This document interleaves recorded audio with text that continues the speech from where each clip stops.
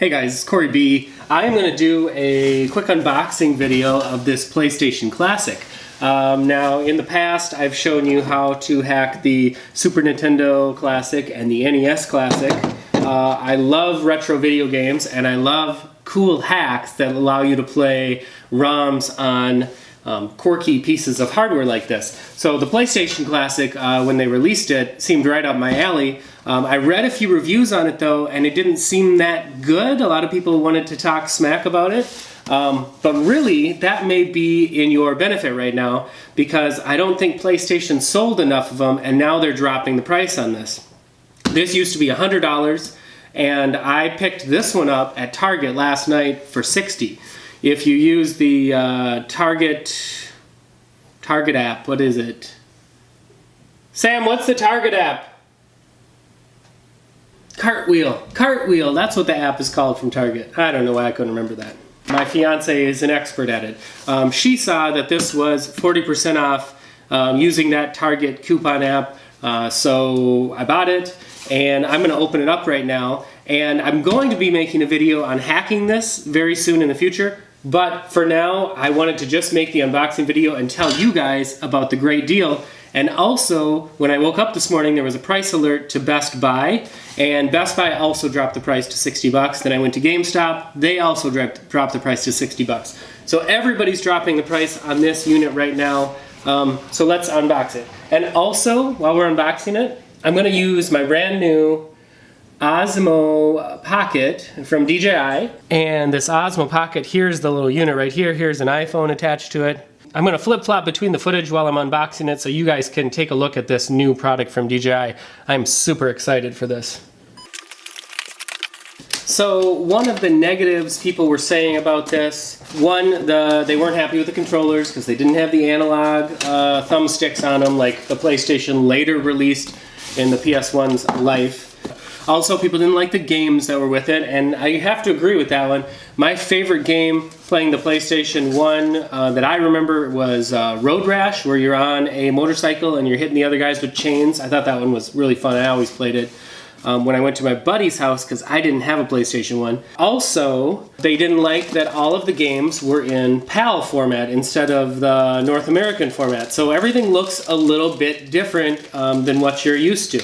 The great thing about the games library and the PAL format is all that is fixable if you do some easy mods to this and hack it. So here is our PlayStation unit right now. It's super small, a little bit bigger than my hand.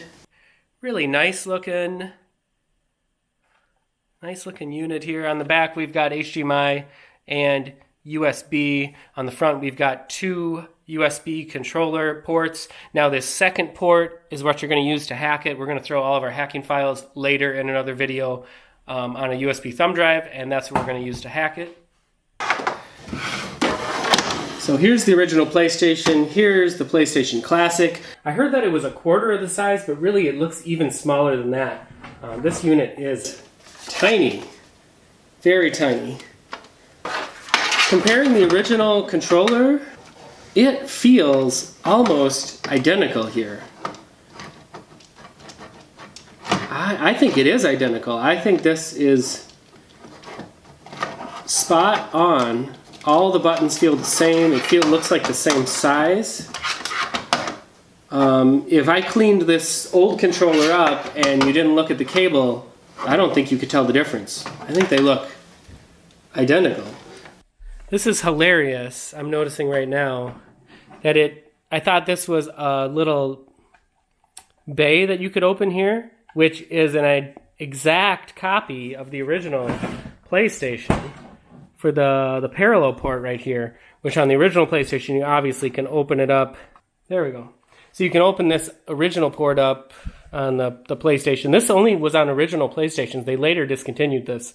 And you got a parallel port right here. So this PlayStation Classic is copying the original PlayStation. A lot of it was used for cheats and hacks, and I know that you can actually do a soft mod hack with this port here still. So it would have been really cool if they would have let you open this door here and find a USB underneath that you could have used for hacking. That would have been awesome. I'm going to play a little bit of Mr. Driller. This was one of my favorites on PlayStation.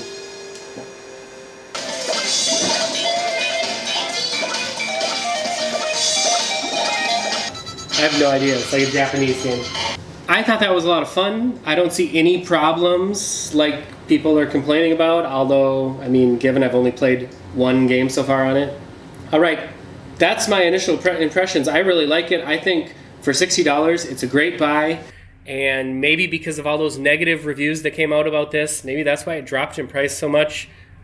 I'm really excited to play more games with this. I got some friends coming over tonight, so we'll probably play a little bit of this and a little bit of the NES.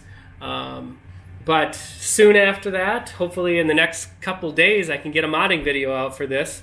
And I'm going to look at all the newest techniques they're using for modding this so we can get the best mod on this right away. I know the modding community for this is fairly new, but I think they've made leaps and bounds already. So that's it. Thanks for watching, guys. What do you think of the new Osmo Pocket? I think I need to get a real stand for it. And I'm borrowing my buddy's light ring right now. I think his channel's called Steve Does Stuff.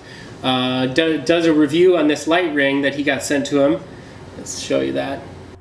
And I really like it so far. I'm a little jealous of him.